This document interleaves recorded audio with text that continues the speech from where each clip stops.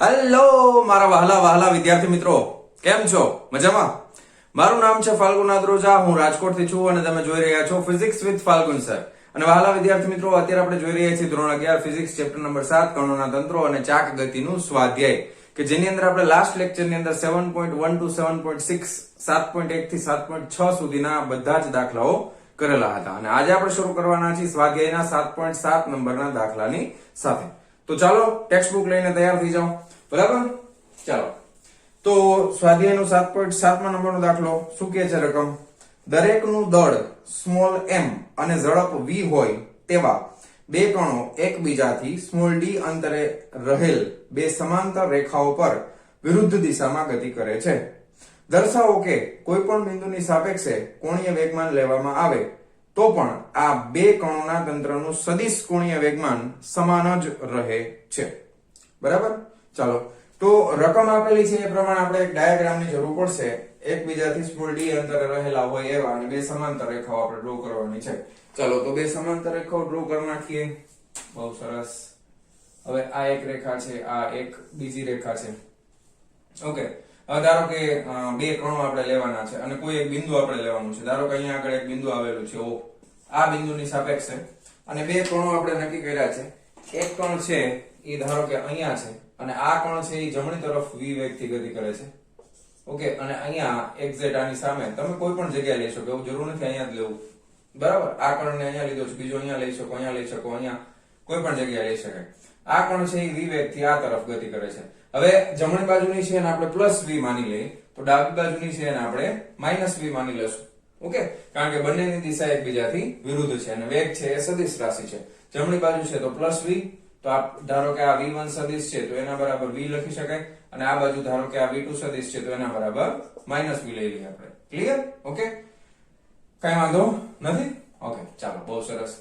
હવે આ બંનેના દળ તો સમાન છે. આ કણનું દળ છે એ પણ એમ જ છે અને અહીંયા આગળ જે કણ છે એનું દળ પણ એમ જ છે.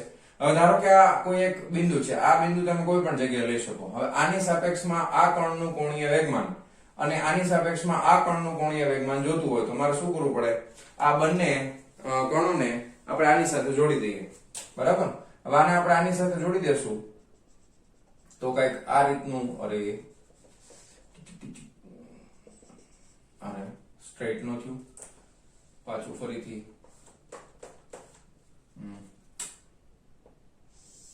હા, હવે બરોબર છે. ઓકે, તો અહીંયાથી આ જે અંતર છે તો આ અંતરને આપણે નામ આપી દઈએ r1 સદિશ. ઓકે, અને આ કોણ માટે આ જે અંતર છે ધારો કે આ. ઓકે, તો અહીંયાથી આ અંતર છે એને આપણે નામ આપી દઈએ સદિશ r2. રેડી? ક્લિયર? ઓકે, ચાલો. અહીંયા જે આપણે ઉડાડી દીધું છે એને પાછું લખી નાખીએ. દળ કેટલું હતું તો કે m, આ છે એ હતું v2. રેડી? અને આ બ્લુ કલરની લાઈન પાછી ડ્રો કરી નાખી. ચાલો, ક્લિયર? અહીંયા હવે તમે જોઈ શકો છો કે અહીંયા ધારો કે આ ખૂણો જે બને છે, સપોઝ ધારો કે આ ખૂણો બને છે એને આપણે θ1 નામ આપી દઈએ. અહીંયા જે ખૂણો બને છે એને આપણે θ2 નામ આપી દઈએ. રેડી? તો પહેલા કોણ માટે કોણીય વેગમાન બિંદુ O ની સાપેક્ષમાં આપણે જોઈએ છે. તો યાદ કરો કોણીય વેગમાનનું સમીકરણ શું છે? તો કે પહેલા માટે આપણે લખીએ કે બિંદુ O ની સાપેક્ષે કોણ એકનું કોણીય વેગમાન, એને આપણે L1 નામ આપી દઈએ. કોણીય વેગમાન સદિશ રાશિ છે. યાદ કરો કોણીય વેગમાનનું સૂત્ર r ક્રોસ p. ઓકે, તો અહીંયા આગળ આવશે r1 અંતર ક્રોસ p1. p1 એટલે mv1 થાય ને, r ક્રોસ p1 એટલે mv1 થશે. રાઈટ? હવે અહીંયા ધ્યાન આપો, ક્રોસ પ્રોડક્ટ છે તો આપણે શું લખી શકાય? sin θ આવશે ને, તો આપણે લખી શકાય r1 mv1 sin. હવે v1 અને r1 વચ્ચેનો ખૂણો કેટલો છે? r1 અને v1 વચ્ચેનો ખૂણો θ1 છે, તો sin θ1. અને v1 છે એ જમણી બાજુનું છે, જમણી બાજુ v1 નું મૂલ્ય છે v, તો આપણે લખી શકાય કે r1 mv sin θ1. ક્લિયર? તો આ આપણને મળી જશે કોણીય વેગમાન L1. હવે આ કોણીય વેગમાન L1 છે. ક્લિયર?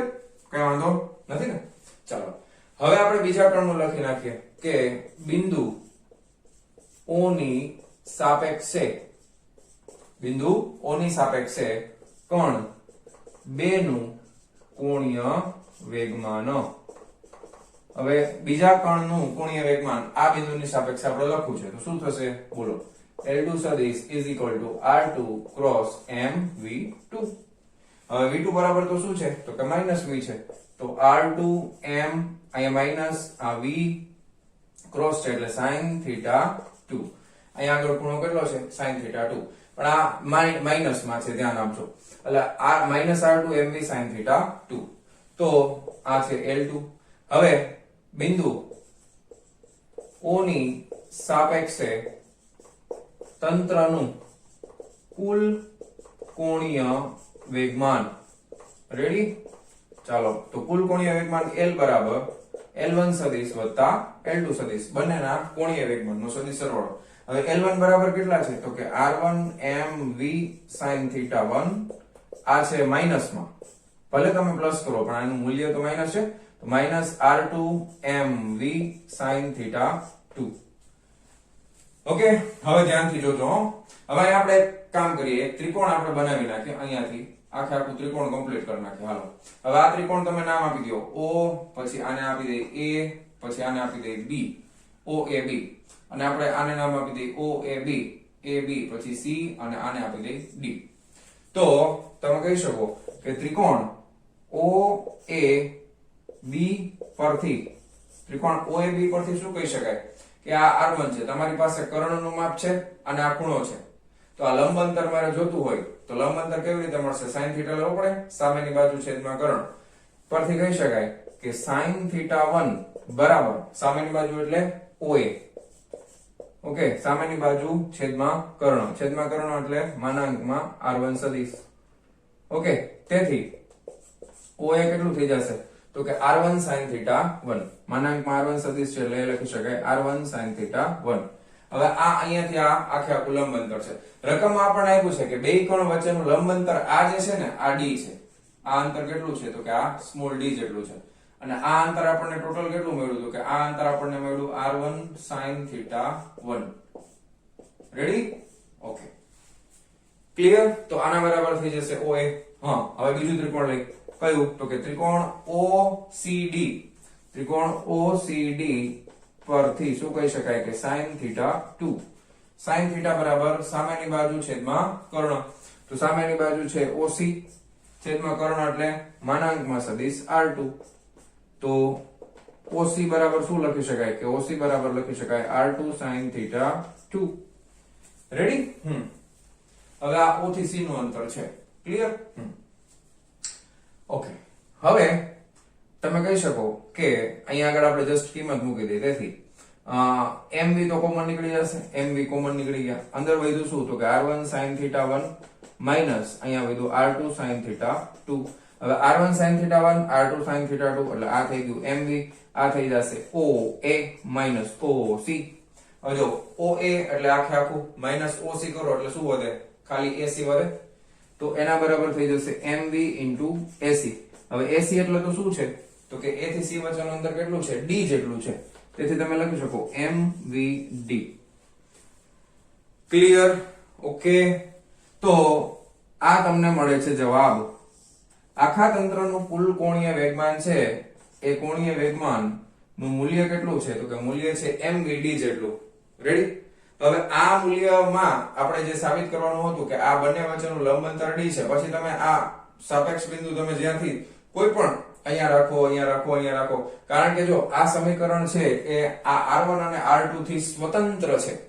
બરાબર? આ કણોના આ ઉગમ બિંદુની સાપેક્ષે રહેલા અંતરથી સ્વતંત્ર છે. એટલે mvd જે આપણે સાબિત કરવાનું હતું એ સાબિત થઈ ગયું. રેડી? ઓકે, ચાલો તો ફટાફટ વિડિયો પોઝ કરી અને લખી નાખો. ચાલો જવા દઉં છું. ચાલો વિદ્યાર્થી મિત્રો, હવે આપણે જોવાના છે સ્વાધ્યાયનો 7.8મા નંબરનો પ્રશ્ન. આકૃતિ મેં આખી ડિટેલમાં બનાવી લીધી છે એટલે ફરીથી પાછી માથાકૂટ ન થાય એટલા માટે. ચાલો રકમ વાંચી શું કહે છે. આકૃતિમાં દર્શાવ્યા પ્રમાણે તમારી ટેક્સ્ટબુકમાં આપેલી છે આકૃતિ. W વજનના એક અનિયમિત સળિયાને અવગણ્ય વજનની બે દોરીઓ દ્વારા લટકાવીને સ્થિર રાખવામાં આવેલ છે. ઓકે, ઉર્ધ્વ દિશા એટલે કે શિરોલંબ સાથે દોરીઓ દ્વારા બનાવવામાં આવેલા ખૂણા અનુક્રમે 36.9 ડિગ્રી અને 53.1 ડિગ્રી છે. આ સળિયાની લંબાઈ 2 મીટર છે. આ સળિયાની ડાબી બાજુના છેડાથી તેના ગુરુત્વ કેન્દ્ર ના અંતર સ્મોલ d ની ગણતરી કરો. ઓકે, હા. હવે એક શબ્દ પર ખાસ ભાર આપી આપણે, સ્થિર રાખવામાં આવેલો છે. એટલે સળિયો જે છે ને એ રેખીય સંતુલન અને ચાક ગતીય સંતુલન બંને અવસ્થામાં છે. કારણ કે સ્થિર સ્થિતિમાં છે એટલે હલતો નથી, એટલે કયું સંતુલન આવી ગયું? તો કે સ્થાનાંતરીય સંતુલન કયો, રેખીય સંતુલન કયો. બીજું ગોળ ફરતો નથી એટલે કયું આવી ગયું? તો કે ચાક ગતીય સંતુલન. હવે આપણે આકૃતિમાં જે મોડિફિકેશન કર્યા છે એ જોઈ લો ખાસ. હવે તમે જો આ આકૃતિ ઓલરેડી આટલી તો આપેલી છે. હવે આપણે શું કરવાનું? તો કે અહીંયા 36.9 ડિગ્રી છે. હવે અહીંયાથી તમે ત્રિકોણ આખે આખો પૂરો કરો, બરાબર? તો આ કેટલું થાય? 90. આ 36.9. ત્રિકોણના ત્રણેય ખૂણાનો સરવાળો 180. તો આ આપણે માપશું એટલે કેટલું થઈ જશે? 53.1 થઈ જશે. અહીંયા 53.1 છે તો એનું ઊંધું જ થાય. અહીંયા 53.1 હતા તો 36.9. તો અહીંયા કેટલા આવી જાય? 36.9. બરાબર? ઓકે. દોરીનું તણાવ એટલે શું થાય? તો કોઈ પણ વસ્તુને દોરીથી બાંધો તો દોરીમાં વજન બળ નીચે લાગતું હોય તો તણાવ બળ દોરીમાં ઉપર તરફ લાગતું હોય, અને આપણે એને કહીએ છીએ અતન્ય દોરી. યાદ કરો, આગળ આવી ગયું છે. ઓકે, તૂટે નહીં તેવી. તો અતન્ય દોરી આપણે યુઝ કરેલી છે. લાંબી નથી થતી, ટૂંકમાં ખેંચવાથી લાંબી પણ નથી થતી, તૂટતી પણ નથી. તો અહીંયાથી વજન બળના કારણે તણાવ બળ છે આ તરફ લાગતો હશે, આનું તણાવ બળ છે d2 નામ આપી દઈએ. હવે આ તણાવ છે ઈ કઈક ખૂણો બનાવે છે સમક્ષિતિજની સાથે. કેટલો ખૂણો બનાવે છે? 53.1 નો. તો આ તણાવ બળ T1 ના બે ઘટકો મળશે. ખૂણાની પાસેની બાજુ થઈ જશે T1 cos 53.1 ડિગ્રી, અને ખૂણાની સામેની બાજુ એટલે આ અંતર OA ડેશ એને હું અહીંયા દર્શાવું છું. તો એ કેટલું થઈ જશે? T1 sin 53.1 degree. એ આટલું હશે, ધ્યાન આપજો.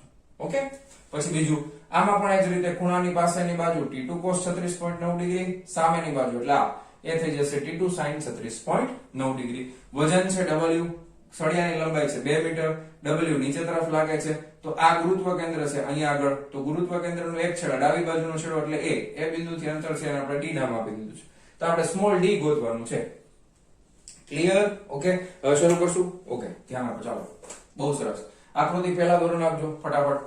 હવે આપણે શરૂ કરીએ છીએ કે અહીં સળિયો સ્થિર સ્થિતિમાં હોવાથી પેલું, હવે રેખીય સંતુલન લઈએ તો સમક્ષિતિજ બળોનું સંતુલન પણ થશે અને શિરોલંબ બળોનું પણ સંતુલન થશે. સમક્ષિતિજ બળો તો સૌથી પહેલા આપણે લેવાના છીએ સમક્ષિતિજ બળોનું સંતુલન લેતા. ચાલો, સમક્ષિતિજ બળોમાં ડાબી બાજુ કેટલું લાગે છે? તો કે T1 cos 53.1. જમણી બાજુ કેટલું લાગે છે? તો કે T2 cos 36.9. બે સરખા હોય તો જ સ્થિર રહી શકે. જો એક વધારે હોય તો કાં જમણી બાજુ જાય, જમણી બાજુ વધારે હોય તો ડાબી બાજુ વધારે હોય તો ડાબી બાજુ, પણ જતું નથી. એટલે બંને બળો સમાન મૂલ્યના વિરુદ્ધ દિશાના છે. તેથી શું લખી શકાય? તેથી લખી શકાય કે T1 cos 53.1 degree is equal to T2 cos 36.9 degree. આને આપી દઈએ સમીકરણ નંબર 1. ઓકે, પછી બીજું કયું લઈએ? તો કે શિરોલંબ. બરાબર ને? શિરોલંબ બળોનું સંતુલન લેતા. ઓકે, શિરોલંબ બળોનું સંતુલન લઈએ. ઉપર કેટલા બળ લાગે છે? તો કે ઉપર પેલું લાગે છે T1 sin 53.1 ડિગ્રી. બીજું લાગે છે ઉપર તરફ છે એટલે બે ના પ્લસ સરવાળો કરવાનો T2 sin 36.9 degree is equal to નીચે કેટલું લાગે છે? તો કે W. નીચે એક જ લાગે છે W. આને આપણે આપી દઈએ સમીકરણ નંબર 2. રેડી? ઓકે, સમક્ષિતિજ થઈ ગયું, શિરોલંબ થઈ ગયું, એટલે રેખીય સંતુલન થઈ ગયું. હવે બીજું આપણે શું કરવાના છે? તો કે બિંદુ A ની સાપેક્ષે સળિયા પર લાગતું કુલ ટોર્ક શૂન્ય થશે. તો આ શું કહેવા માંગુ છું? આ છે ચાક ગતીય સંતુલન. કૌંસમાં લખી દીધું એટલે તમને ખબર પડે. ચાક ગતીય સંતુલનમાં નેટ ટોર્ક કેટલું થાય? શૂન્ય થાય. બિંદુ A ની સાપેક્ષમાં આપણે લઈએ છીએ. ઓકે, હવે અહીંયા દ્રવ્યમાન કેન્દ્રની સાપેક્ષમાં ન લેવાય, કારણ કે આ બિંદુ અહીંયાથી કેટલું દૂર છે, અહીંયાથી કેટલું દૂર છે આપણે જાણતા નથી. અને W એટલે વજન બળ આપણને રકમમાં આપેલું છે. તો જો જે બિંદુ પાસે કાર્યરેખા અહીંયાથી પસાર થતી હોય તો W તો ક્યાંય કામમાં જ ન આવે. ખ્યાલ આવ્યો? એટલે ખાસ તમારે સંદર્ભ બિંદુ સિલેક્ટ કરવામાં ખાસ ધ્યાન રાખવું. તમે A પણ લઈ શકો, તમે B પણ લઈ શકો. પણ હવે બી લેવામાં વાંધો ઈ આવે કે તમને આ અંતર આપ્યું છે, આ અંતર આપેલું, આ ટોટલ તો તમે બી પાસે લેશો તો શું થશે ખબર? 2 - d લેવું પડે. કા ઓપ્શન એ લઈ શકો, કા ઓપ્શન બી લઈ શકો. આપણે કયો લેવાના છે? એ. તો બિંદુ એ ની સાપેક્ષે સળિયા પર લાગતું કુલ ટોર્ક શૂન્ય થશે. હવે એ બિંદુ પર ટોર્ક કેવી રીતે લાગશે? તો કે જો બળ કેટલા કેટલા છે? તો કે એક જો બિંદુ એ માંથી પસાર થતા બળની કાર્યરેખા જે પણ હોય એ તો એનું તો ટોર્ક કઈ ગણતરીમાં લેવાનું જ ન હોય, 0 જ થાય. એટલે આ T1 sin 53.1 વાળું નીકળી જાય. વધશે કયા? બે. એક તો T2 sin 36.9 ઉપર તરફ લાગે છે એ બિંદુની સાપેક્ષમાં, તો એ બિંદુથી સ્થાન સદિશ આ તરફ, બરાબર? આ બિંદુ એ છે, અહીંયાથી સ્થાન સદિશ આપણે દોરીએ તો એ આ તરફ થાય અને બળ ઉપર તરફ છે. ઓકે, આમ.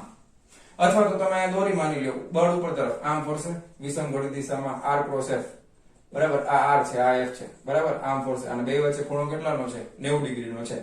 તો r cross f એટલે આના માટે જે ટોર્ક આવશે એ આ દિશામાં આવશે, r cross f એટલે જમણા હાથને આ બાજુ વાળો તો અંગૂઠો ક્યાં આવે છે? બહાર તરફ. તો બહાર વાળું છે ને આપણે ધારો કે આને પોઝિટિવ ગણીએ. ઓકે, બીજું આ w વાળું છે તો કે w ક્યાં લાગે છે? તો કે w લાગે છે નીચે. ઓકે, અને અહીંયાથી સ્થાન સદિશ જમણી બાજુ છે. ઓકે, સ્થાન સદિશ આ તરફ છે કારણ કે એ બિંદુથી ગણવાનું, તો એ બિંદુથી એટલે અહીંયા r આ છે, f આ છે. તો આના માટે તમે r cross f કરશો તો આ સમઘડી દિશા થશે. સમઘડી દિશા આવે તો અંગૂઠો ક્યાં આવે? અંદર તરફ. તો આને આપણે ઋણ લઈ લેશું. ખ્યાલ આવે છે? બહારની તરફ છે એટલે આને ધન લીધું, વિષમઘડી દિશા છે. આ સમઘડી છે એટલે આને ઋણ લીધું. બેનો સરવાળો કરીએ તો કુલ ટોર્ક કેવું છે? 0. ખ્યાલ આવી ગયો? Okay, ready? Concept clear? ચાલો હવે આ જસ્ટ ખાલી તમને સમજાવવા માટે હતું એટલે આને કાઢી નાખું છું. યાદ રહી ગયું? પેલું ધન ને બીજું ઋણ. ચાલો, ટોર્ક શૂન્ય છે. હવે r અને f વચ્ચેનો ખૂણો 90 નો છે એટલે ધ્યાન રાખજો. r f ટોર્ક એટલે r cross f, r f sin θ, r f sin 90, sin 90 એટલે 1 એટલે ખાલી r ગુણ્યા f જ લખવાનો છું. કુલ ટોર્ક શૂન્ય છે. તેથી પેલું લખું છું r cross f માટે 2 મીટર એટલે r ગુણાકારમાં f એટલે કેટલું થશે? તો કે T2 sin 36.9 ડિગ્રી. હજી ગુણાકારમાં શું લખવું પડે? sin 90, sin 90 એટલે એક જ થઈ, ખબર જ છે. આ પ્લસ છે તો બીજું માઈનસમાં શું છે? તો કે બીજું છે w. ઓકે, ગુણાકારમાં શું લાગે છે? અંતર કેટલું છે? તો કે d ઇઝ ઇક્વલ ટુ સરવાળો કેટલો આવે છે? 0, કારણ કે નેટ ટોર્ક કેવું છે? શૂન્ય. બસ આ સમજાય જાય એટલે વાર્તા પૂરી. રેડી? તો આ રીતે આપણને સમીકરણ મળ્યા. હવે આમાંથી છે ને જો ખાસ ધ્યાન આપજો, આ રીતે આપણને 3 સમીકરણો મળે છે. હવે ધ્યાન આપજો, ખાસ કરવાનું શું છે, નકર પછી લોચા લાગશે. ખાસ યાદ રાખો, આવી રીતના સમીકરણો મળે, તમે શું T1 જાણો છો? તો કે ના. તમે T2 જાણો છો? તો કે ના. દોરીનું તણાવ બળ રકમમાં ક્યાંય આપ્યું છે? તો કે ના. આપણી પાસે ડેટા કયો છે? W આપેલું છે, સળિયાની લંબાઈ આપેલી છે. તો આપણે ગમે એમ કરીને T1 નો પણ લોપ કરવો પડે, T2 નો પણ લોપ કરવો પડે. એટલે T1 અને T2 ની કિંમત છે W અને D ના સ્વરૂપમાં અને 2 ના સ્વરૂપમાં લઈ આવવી પડે ગમે એમ કરીને. એટલે હવે અહીંયાથી ખાસ ધ્યાન આપવાનું છે. શું કરવાનું છે? T1 અને T2 નો લોપ કરવાનો છે ગમે એમ કરીને. ધ્યાન આપો. તેથી હવે સમીકરણ 3 ઉપરથી T2 ને આપણે કરતા બનાવી દઈએ. તો T2 બરાબર શું થશે? આ -WD સામે જાય એટલે આ WD અને આને છેદમાં લઈ લે એટલે આ થઈ ગયું 2 sin 36.9 ડિગ્રી. બરાબર? તો આ T2 ની કિંમત મળી ગઈ. ધ્યાન આપજો, T2 ની કિંમત મળી ગઈ. રેડી? Okay, very good. હવે આ T2 ની કિંમત છે એ સમીકરણ 2 માં મૂકો. T2 ની કિંમત છે એ સમીકરણ 2 માં મૂકો એટલે પછી T1 ની કિંમત મળશે. T2 ની કિંમત સમીકરણ 2 માં મૂકતા હવે આનું સોલ્યુશન ગમે આપ્યું ને એમાં લખેલું ન હોય શું કરવાનું? તમારે યાદ રાખવાનું. શું કરવાનું છે? T1 અને T2 નો લોપ કરવાનો છે, કારણ કે તણાવ બળની કિંમત આપણે જાણતા નથી. ઓકે, હા. હવે T2 ની કિંમત છે એ સમીકરણમાં મૂકી દઈએ. ત્યારથી T1 sin 53.1 ડિગ્રી, બરાબર, આને ઇક્વલ ટુ આ W માઈનસ આને સામે જવા દે એટલે માઈનસ થઈ જાય. માઈનસ T2 એટલે કેટલા છે? તો કે WD ના છેદમાં 2 sin 36.9 ડિગ્રી. બરાબર? હાલો, આને સામે જવા દીધું એટલે માઈનસ T2 ની કિંમત મુકાઈ ગઈ. ઉપર શું છે? તો કે ઉપર ગુણાકારમાં sin 36.9 ડિગ્રી તો છે જ. તો sin 36.9 ઉપર નીચે ઉડી ગયા. બહુ સરસ, વેરી ગુડ. તેથી T1 બરાબર અહીંથી W કોમન નીકળી જાય તો વધે શું? તો કે 1 - d/2 વધે. અને આ sin 53.1 ગુણાકારમાં છે તો અહીંયા છેદમાં આવી જાય sin 53.1 ડિગ્રી. બહુ સરસ, વેરી ગુડ. જો T1 ની કિંમત કયા સ્વરૂપમાં મળી? જો W અને D ના સ્વરૂપમાં, T2 ની પણ W અને D ના સ્વરૂપમાં. હવે આ બંનેની કિંમત ક્યાં મૂકી દેવાય? તો સમીકરણ 1 માં મૂકો. બરાબર? તો T1 અને T2 ની કિંમત સમીકરણ 1 માં મૂકી દો. ચાલો સમીકરણ 1 માં મૂકી દો એટલે શું થઈ જશે? T1 એટલે W 1 - D/2 ના છેદમાં sin 53.1 ડિગ્રી. તો આ T1 મૂકી દીધું, મૂક્યું ને? હા. અને ગુણાકારમાં ઉપર શું છે? તો કે cos 53.8 degree is equal to સામે શું છે? તો કે T2 ની કિંમત મૂકી દો WD ના છેદમાં 2 sin 36.9 ડિગ્રી. અને ગુણાકારમાં શું છે? તો કે cos 36.9 degree. Okay, very good. હવે જો ધ્યાન આપજો. હવે આ W સામેથી કેન્સલ કરી નાખો, ઉડી જાય W. હવે છે ને આ વધે શું? તો કે 1 - D/2. અહીંયા cos ના છેદમાં sin છે, પણ આપણે જનરલી sin ના છેદમાં cos હોય ને તો જ મજા આવે. sin ના છેદમાં cos એટલે tan થાય તો જ મજા આવે. cot થાય તો cot નું તો નેચરલ માં છે નહીં આપણી પાસે, તો એમાં કંઈક માથાકૂટ કરવી પડે. એના કરતા શું કરાય? આ sin વાળું અહીંયા લઈ લેવાય, cos વાળું છેદમાં લઈ લેવાય. એટલે આના ગુણાકારમાં શું આવી જાય? tan 36.9 degree is equal to આ sin વાળું સામે જવા દે, cos વાળું અહીંયા ક્રોસ ગુણાકારમાં, એટલે D ના છેદમાં શું હતું? D ના છેદમાં બગડો, આ તો હતો જ sin ના છેદમાં cos, એટલે આ થઈ ગયું tan 53.1 ડિગ્રી. રેડી? બસ હવે આની કિંમત જોઈ લેવાની છે. નેચરલ tan ના ટેબલમાંથી 36.9 અને 53.1 ની કિંમત જોવાની છે. ચાલો 1 - D/2 આની કિંમત જોવો 36.9. વિડિયો પોઝ કરીને ગોતી લો, જોઈ લો. હાલો હું લખાઉં છું 0.7508 ઇઝ ઇક્વલ ટુ D/2. આ કેટલી છે? tan 53.1 ની છે 1.3319 ગુણાકારમાં 1.3319. ઓકે, હવે આમાંથી તમારે D ની કિંમત ગોતવાની છે. હવે આને ગુણાકારમાં અહીંયા લઈ લઈ એટલે કેટલા થઈ જાય? 0.7508 માઈનસ 0.7508 ગુણાકારમાં D/2 ઇઝ ઇક્વલ ટુ 1.3319 ગુણાકારમાં D/2. હવે માઈનસ વાળું છે એને સામે જવા દો, એટલે 0.7508. આ મેથેમેટિક્સ છે, આમાં ફિઝિક્સ નો આવે.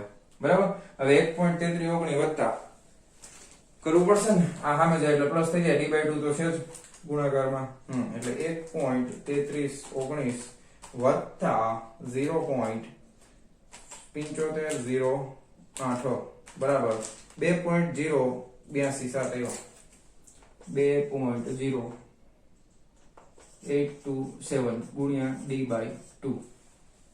રેડી? હવે બસ હવે D ની કિંમત મળી જ ગઈ, પૂરું થઈ ગયું. D બરાબર 2 ગુણ્યા આ ગુણાકારમાં ચોકડી ગુણાકાર 0.7508 ભાગાકારમાં 2.082. બરાબર? હાલો કરી નાખો. તો 2 ગુણ્યા 0.7508 ઇઝ ઇક્વલ ટુ ટીકડું ફલાણું ભાંગા 2.082 એના બરાબર 0.72 આવે છે, 0.72. ઓકે, આ એકમ મીટરમાં છે તો 0.72 મીટર. તો અંતર મળી ગયું. D બરાબર 0.72. થોડોક લાંબો દાખલો છે પણ સહેલો છે, અઘરો નથી. ખાલી કન્સેપ્ચ્યુઅલી જવાનું છે. કન્સેપ્ટ તમારો ક્લિયર હોય, રેખીય સંતુલન અને ચાક ગતિય સંતુલન કરો, પછી તણાવ બળનો લોપ કરો, વાર્તા થઈ ગઈ પૂરી, અંતર મળી જશે. ઓકે, ફટાફટ ચાલો વિડિયો પોઝ કરીને લખી નાખો. ચાલો જવા દઉં છું. હા ચાલો. અને હા, ટેક્સ્ટ બુકમાં સેન્ટીમીટરમાં જવાબ આપ્યો છે, એટલે 0.72 1 મીટર બરાબર 100 સેન્ટીમીટર થાય. એટલે વળી કે સાહેબ આપણે કેમ એવું, તો સેન્ટીમીટરમાં કરી નાખો. કેટલા થાય? 72 સેન્ટીમીટર. રેડી? ચાલો હવે આપણે કરીએ છીએ નેક્સ્ટ. જવા દઉં છું. હા ચાલો. ચાલો વિદ્યાર્થી મિત્રો, હવે આપણે જોવાના છીએ સ્વાધ્યાયનો 7.9 નંબરનો પ્રશ્ન. શું કે છે? એક કારનું વજન 1800 કિલોગ્રામ છે. પાછો શબ્દમાં લોચો માર્યો છે, વજન નો આવે. કિલોગ્રામ લખો તો શું લખવું પડે? દળ. શું લખવું પડે? દળ. એટલે આ ગાડીનું દળ છે ઈ 1800 કિલોગ્રામ છે. સમજજો બરાબર, દળ છે, વજન નથી. પેલી ભૂલ. તેની આગળ અને પાછળની એક્સેલ્સ એટલે કે ધરીઓ વચ્ચેનું અંતર 1.8 મીટર છે. તેનું ગુરુત્વ કેન્દ્ર આગળની એક્સેલ થી 1.05 મીટર પાછળ છે. ઓકે, સમતલ જમીન પર દ્વારા આગળના દરેક પૈડા એટલે કે વ્હીલ અને પાછળના દરેક પૈડા પર લાગતું બળ શોધો. આટલી વસ્તુ આપણને આપેલી છે. હવે તમે ધ્યાન આપજો રકમમાં. દાખલા તરીકે આ તમે ગાડી દેખાય છે ને, સરસ મજાની ગાડી. હવે આ ગાડી આવી રીતે છે, બરાબર. હવે એમાં આગળના આ બે વ્હીલ અને આ પાછળના બે વ્હીલ. ઓકે, હવે આના આ બંને વ્હીલ છે એના ઉપર લંબ બળ ઉપર તરફ લાગતું હોય, આ જમીન ઉપર હોય તો આ ગાડીના દળના લીધે વજન બળ નીચે તરફ લાગે તો લંબ બળ ઉપર તરફ લાગે. હવે આગળના બે વ્હીલમાં આપણે એવું ધારવાનું છે કે લંબ બળ સરખું છે અને પાછળના બે વ્હીલમાં લંબ બળ પણ સમાન છે. આ બેનું સરખું, આ બેનું સરખું, ચારેયનું સરખું નથી કહેતો. આ બેમાં લંબ બળ સમાન, આ બેમાં સમાન. આવું ક્યારે થાય? જ્યારે આખી ગાડીમાં બધું દળ છે એ વ્યવસ્થિત રીતે વિતરિત થયેલું હોય તો. દાખલા તરીકે કોઈ જાડો વ્યક્તિ છે એ એક જ બાજુ બેસી જાય તો ખરેખર એવું બને નહીં. પણ આપણે એવું ધારતા નથી. આપણે એવું ધારી લઈએ છીએ કે બંને બાજુ લંબ બળ છે, પાછળના બે વ્હીલમાં આગળના બે વ્હીલમાં સમાન છે. હવે હું તમને આ પ્રમાણે એક રફ આકૃતિ બનાવીને સમજાવવાનો પ્રયત્ન કરું છું. રેડી? ચાલો હવે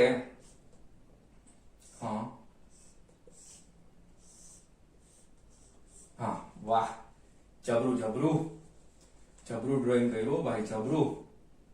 કેવું પડે? હા, સરસ, વેરી ગુડ. હા, હવે આ રીતનો ગાડીનો વ્યૂ આવશે. રેડી? હવે આગળના વ્હીલ છે એમાં આપણે રિએક્શન ફોર્સ લખીએ, લંબ બળ. એને આપણે નોર્મલ રિએક્શન ફોર્સ એટલે R, રિએક્શન ફોર્સ એટલે R લખું છું. અને આગળના વ્હીલ છે એને ફ્રન્ટ વ્હીલ કહેવાય એટલે RF. અને પાછળના વ્હીલ ઉપર જે લંબ બળ લાગતું હશે બેયનું કમ્બાઈન લખું છું. બેયનું કમ્બાઈન એટલે બે વ્હીલનું આ એક છે, આ આગળના બે વ્હીલનું એક, અને અહીંયા આગળ ઉપર તરફ લાગતું હોય એ રિએક્શન ફોર્સ એટલે લંબ બળ, અને પાછળનો એટલે રિયર RR. ઓકે, હવે ડેટા યુઝ કરીએ. ખબર પડી કે આ આગળનો ભાગ છે, આ પાછળનો ભાગ છે. રેડી? ઓકે, હવે આપણે જો પાછું કારનું દળ વજન નહીં 1800 કિલોગ્રામ છે. હવે ધારો કે તમને આગળના જે એક્સલ હોય, એક્સલ એટલે આગળના, હવે પાછું ઘણા નહીં કે સર એક્સલ એટલે શું થાય એવું કે, ચાલો સમજાવી દઉં. હવે આ ગાડી દેખાય છે, ગાડીના આ બે વ્હીલ વચ્ચેનું આ જે અંતર છે ને એને એક્સલ કહેવાય, બરાબર? આગળના બે. અને આ પાછળનું એક્સલ એટલે અહીંયા એક સળિયો હોય ને એમાં વ્હીલ ફિટ કરેલા હોય, આ પાછળનું. ઓકે, હવે આગળના એક્સલ થી પાછળનું એક્સલ એટલે બે વચ્ચેનું અંતર એટલે અહીંયાથી આ અંતર આમ. હવે અહીંયાથી તમે માપવાનું શરૂ કરો છો તો આગળના અને પાછળના એક્સલ વચ્ચેનું અંતર 1.8 મીટર છે. એટલે આ ધરીથી ચાલુ કરો અને આની ધરી જે આવશે તો આ 1.8 મીટર થઈ જશે. રેડી? ક્લિયર? ઓકે ઓકે, ચાલો હવે આગળ. પછી તેનું ગુરુત્વ કેન્દ્ર આગળની એક્સલ થી 1.5 મીટર આગળ છે. એટલે અહીંયા આપણે ધારો કે x અક્ષ માની લઈએ તો અહીંયા આગળ આપણે x બરાબર 0 લખી નાખીએ તો અહીંયા આગળ x બરાબર 1.8 મીટર થાય. હવે આગળની એક્સલ એટલે આ અહીંયાથી ગુરુત્વ કેન્દ્ર છે અહીંયા ક્યાંક સપોઝ સમથિંગ બેની વચમાં આ બંને રેખાઓની વચ્ચે અહીંયા ક્યાંક આવેલું છે. અને આ જે અંતર છે ગુરુત્વ કેન્દ્રનું એ છે 1.05 મીટર. આનાથી એટલું પાછળ એટલે આ અંતર x = 1.05 મીટર થશે. અહીંયાથી આ અંતર બરાબર 1.05 મીટર. ઓકે, ચાલો આ અંતર. હવે બરાબર? હા, બસ તો પૂરું થઈ ગયું. હવે તો કાંઈ નથી. હવે ગુરુત્વ કેન્દ્ર અહીંયા છે એટલે આખું વજન બળ ગાડીનું નીચે તરફ કામ કરતું હોય, W બરાબર mg. ઓકે, હવે વજન બળ W બરાબર mg થાય તો કેટલું થશે? દળ આપણને આપ્યું છે 1800 કિલોગ્રામ અને g એટલે ગુરુત્વ પ્રવેગ 9.8 લેવાનો ન આપ્યો હોય તો, એટલે 1800 ગુણ્યા 9.8 કરો તો જવાબ જોઈએ કેટલો આવશે. ચાલો 1800 ગુણ્યા 9.8 = 17640. આ કેટલો આવશે? 17640 ન્યૂટન. ઓકે, કાઈ વાંધો નથી ને? હવે આપણને ખબર છે ગાડી સંતુલિત અવસ્થામાં છે, નથી ગોળ ફરતી, રોલિંગ નથી થતું અને સ્થિર સ્થિતિમાં છે, બરાબર? ઊંચી નીચી પણ થતી નથી. આ બે એક્સલ વચ્ચેનું અંતર તો કોઈ દિવસ બદલાય જ નહીં. ઓકે, તો હવે અહીં આગળ પાછા બે સંતુલન દર વખતે કરીએ છીએ, રેખીય સંતુલન અને ચાકગતીય સંતુલન. તો પહેલા આપણે લેવાના છે કે અહીં કારનું રેખીય સંતુલન લેતા, બરાબર? રેખીય સંતુલન લ્યો એટલે ઉપર તરફ બે લંબ બળ લાગે છે, ઉપર તરફના બે બળ એટલે RF પ્લસ RR. ઉપર તરફ બીજું કોઈ બળ લાગતું નથી, નીચે તરફ વજન બળ લાગે છે એટલે W. એટલે આ આપણે આપી દઈએ આને સમીકરણ નંબર 1 આપી દઈએ, બરાબર? હા, હવે બીજું, હવે આપણે બીજું લેવાના છે ચાકગતીય સંતુલન. ઓકે, બિંદુ કયો બિંદુ લેશું તો કે અહીંયાથી અંતર આપ્યા છે ને બધાય ધારો કે આને આપણે બિંદુ A નામ આપી દઈએ બરાબર આને આપણે ગુરુત્વ કેન્દ્ર છે એટલે C નામ આપી દઈએ અને આ બિંદુને આપણે B નામ આપી દઈએ તો બિંદુ A ની સાપેક્ષે કારનું કુલ ટોર્ક 0 છે ચાક ગતિય સંતુલન એટલે ટોર્ક 0 થવું જોઈએ હવે આમાંથી પસાર થતી બળ રેખાનું તો શૂન્ય લેવાનું હોય W બરાબર હવે અહીંયા બળ આમ લાગે છે એટલે ગાડી અહીંયાથી તમારે જો ગાડીને કેમ ફેરવશે આમ ફેરવશે તો સમઘળી દિશામાં એટલે અંદર તરફ જશે તો એને આપણે માઈનસ લેશું અહીંયા આગળ RR છે ઈ ગાડીને કેમ ફેરવશે તો કે RR છે ઈ ગાડીને આમ ફેરવશે કારણ કે અહીંયા દોરી બાંધીને આમ કરો તો વિષમઘળી દિશામાં તો આને આપણે પ્લસ લેશું તો પ્લસ વાળું પહેલા લખી નાખીએ કાંઈ વાંધો નહીં શું લખવાનું તો કે બે વચ્ચેનું જો અહીંયા ખૂણો 90 નો જ બને છે તો બે વચ્ચેનું શું થશે તો કે ટોર્ક એટલે R ક્રોસ F તો બળનું મૂલ્ય છે RR ગુણ્યા બે વચ્ચેનું અંતર કેટલું છે તો કે 1.8 મીટર ઓકે આ અંદર તરફનું પ્લસ લીધું છે તો આ સોરી બહાર તરફનું આપણે પ્લસ લીધું છે અંદર તરફનું માઈનસ તો આ માઈનસ કેટલું થશે તો કે W ગુણ્યા કેટલું અંતર છે 1.05 ઇઝ ઇક્વલ ટુ કેટલા થઈ જશે તો કે 0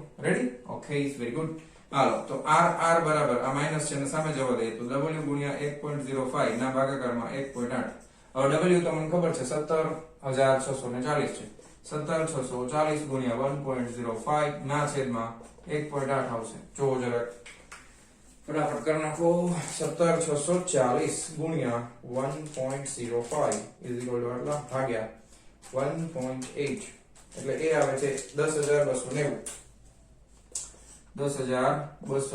ન્યૂટન હવે આ પાછળના બંને વ્હીલનું છે બરાબર આ પાછળના બંને વ્હીલનું પ્રતિક્રિયા બળ છે બરાબર તો એક વ્હીલનું કેટલું થાય તેથી પાછળના એક ટાયર લ્યો અથવા વ્હીલ બોલો એક વ્હીલનું લંબ પ્રતિક્રિયા બળ બરાબર 10290 ભાગ્યા 2 આના ભાગાકારમાં 2 કરી દેવાનું તો વાર્તા થઈ જાય પૂરી 5145 ન્યૂટન ઓકે પાછળનું મળી ગયું તો આગળનું મળી જાય સમીકરણ 1 પરથી સમીકરણ 1 ઉપરથી આ RR મળી ગયું છે ને તો RF ને કરતા બનાવો RF W RR W કેટલા છે 17640 માઈનસ RR એટલે આ લખવાનું 10290 બરાબર તો 17640 માઈનસ 10290 એટલે 7350 ન્યૂટન બળનું એકમ ન્યૂટન ખાસ એકમ નો ભૂલાય આ પાછળના બંને વ્હીલનું છે સોરી આગળના બંને વ્હીલનું તેથી આગળના એક આની જેમ લખી નાખો એક વ્હીલનું પ્રતિક્રિયા લંબ પ્રતિક્રિયા બળ બરાબર 7350 ભાગ્યા 2 બરાબર અને કરો ભાગ્યા 2 3675 ન્યૂટન રેડી તો આ આપણને મળી ગયો છે જવાબ આ દાખલો રેફરન્સ બુક માંથી ન કરતા કન્ફ્યુઝ થઈ જશો પછી મને કહેતા નહીં ઓકે હા સમતલ જમીન દ્વારા આગળના દરેક પૈડા અને પાછળના દરેક પૈડા પર લાગતું બળ શોધો તો પાછળના દરેક પૈડા ઉપર લાગતું બળ આટલું છે આગળના દરેક પૈડા ઉપર લાગતું બળ આટલું છે હવે પાછળનામાં જો તમે ખાલી કોમન સેન્સ વાપરો પાછળ લાગતું બળ વધારે છે એટલે ગાડીમાં વજન દળ કઈ બાજુ વધારે છે તો કે પાછળની સાઈડ દળ વધારે છે આગળની સાઈડ દળ ઓછું છે આ રિયર વ્હીલ ડ્રાઈવ કહેવાય એન્જિન પાછળની સાઈડ ફિટ કરેલું હોય એટલે એન્જિનની આરે પાછળના વ્હીલ કનેક્ટેડ હોય આગળના છે એ ફ્રીલી ફરતા હોય જે રીતના તમને આ રમકડાની ગાડીમાં દેખાય છે તો આ રીતના ફરે છે પણ આ આગળના હાવ ફ્રી છે આના માટે બળ આ તરફ અહીંયાથી લાગશે ચાલે તો રિયર વ્હીલ ડ્રાઈવ એના આરે તમારે કઈ લેવા દેવા નથી ખાસ મેન તો ગણતરી આરે લેવા દેવા છે કરી નાખો ચાલો ફટાફટ વિડીયો પોઝ કરી ચાલો જવા દઉં છું હા ચાલો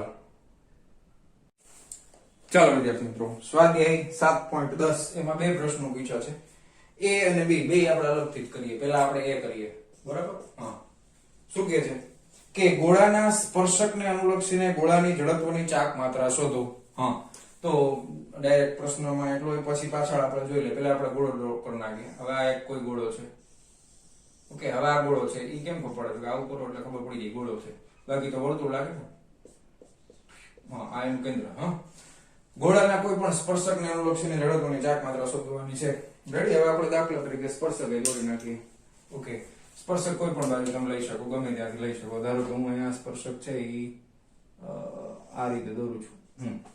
ઓકે, આ સ્પર્શક થઈ ગયો. તો ગોળાના સ્પર્શકને અનુલક્ષીને ગોળાની ઝડપની ચાક માત્રા શોધો. ગોળાના કોઈ પણ વ્યાસને અનુલક્ષીને ગોળાની ઝડપની ચાક માત્રા 2mr²/5 છે તેમ આપેલું છે. કોઈ પણ વ્યાસને અનુલક્ષીને મતલબ શું થાય તો કે ગોળાનો કોઈ પણ વ્યાસ, એટલે ધારો કે અહીંયાથી આપણે આને સમાંતર, સ્પર્શકને સમાંતર વ્યાસ લઈ લઈએ અત્યારે, ધારો કે આ રીતે, બરાબર, અને આનું કેન્દ્ર અહીંયા લઈ લઈએ, બરાબર. હવે આ વ્યાસને અનુલક્ષીને તમને આપી દીધી છે.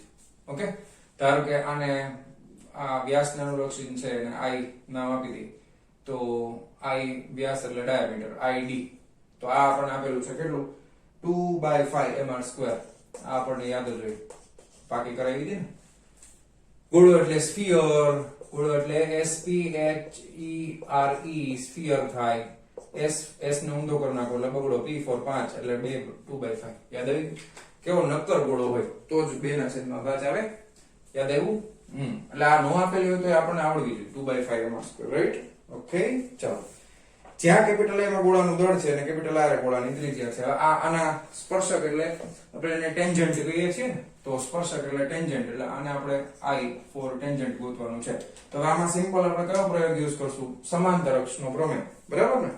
કારણ કે આ વ્યાસની જે અક્ષ છે અને સમાંતર આ અક્ષ છે સ્પર્શકની, તો લખી શકાય કે ભાઈ સમાંતર અક્ષના પ્રમેય પરથી, સમાંતર અક્ષનો પ્રમેય શું કહે છે કે આ સ્પર્શકમાં આપણે જોતું હોય તો આના બરાબર શું થાય તો કે એક તો વ્યાસની અનુલક્ષી છે એ તો થાય જ, પ્લસ આ ગોળાનું કુલ દળ m, અને દાખલા તરીકે ગોળાની આ સ્પર્શક કે અહીંયા જે આ અંતર આવશે એ ગોળાની ત્રિજ્યા થઈ જશે. એ ત્રિજ્યા કેટલી છે? r. તો અહીંયાથી બે વચ્ચેનું આ કુલ દળ અને બંને અક્ષો વચ્ચેનું લંબ અંતર એનો વર્ગ, એટલે આ mr². રેડી? તો id plus mr² થશે. હવે id તો આપણને ખબર છે 2/5mr² છે, પ્લસ આ mr², પ્લસ આ લઈ લો એટલે 5 ને 2 7/5mr² થાય. તો આ આપણને મળી ગયું છે પહેલા પ્રશ્નનો જવાબ. બીજો અહીંયા થઈ જાય સાઈડમાં. રેડી?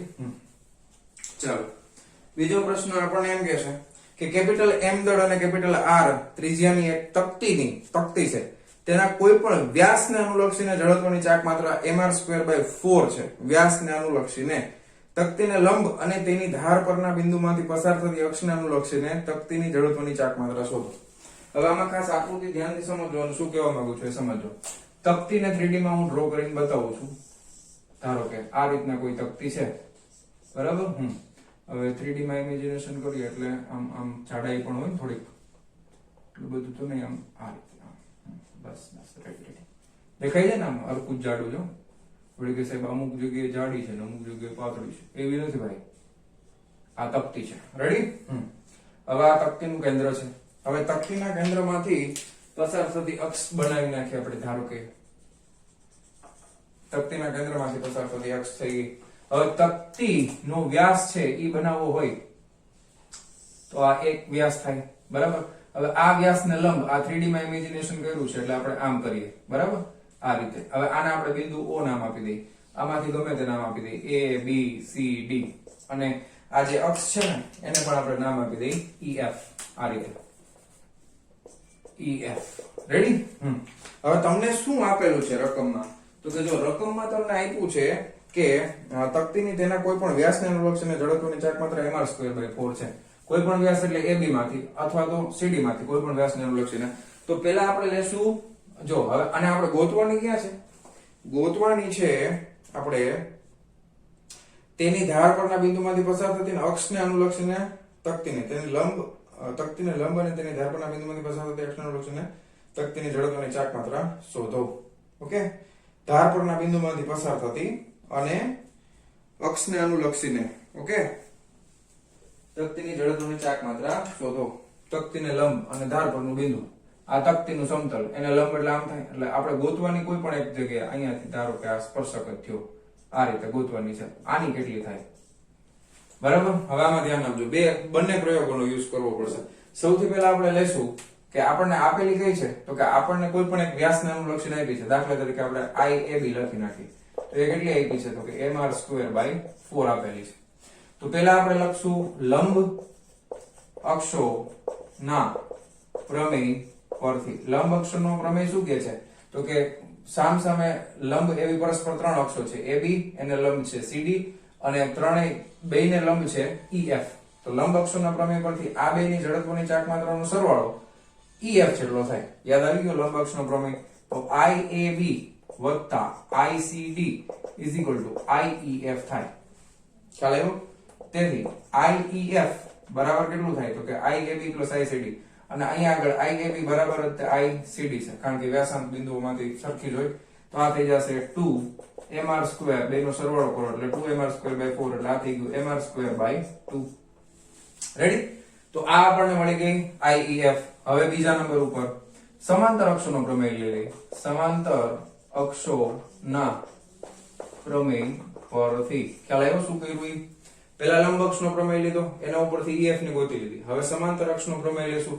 એના ઉપરથી I ને ગોતી લેશું તો સમાંતર અક્ષના પ્રમેય ઉપરથી I બરાબર શું થાય તો કે એને સમાંતર અક્ષનું છે એ તો લેવાની જ IEF વત્તા આખી તકતીનું દળ m અહીંયાથી અહીંયા વચ્ચેનું લંબ અંતર એટલે કેટલું થાય તો કે ત્રિજ્યા r બરાબર અહીંયાથી આ અંતર r થાય ને હા તો આ થઈ ગયું mr² તો mr²/2 પ્લસ mr² એટલે લસા લઈ લો 2 ને 3 3/2 mr² થઈ ગયું તો સાવ એકદમ ઈઝી દાખલો છે ફટાફટ ગણી નાખો ઓકે ચાલો વિડિયો પોઝ કરીને લખી લેજો જવા દઉં છું ચાલો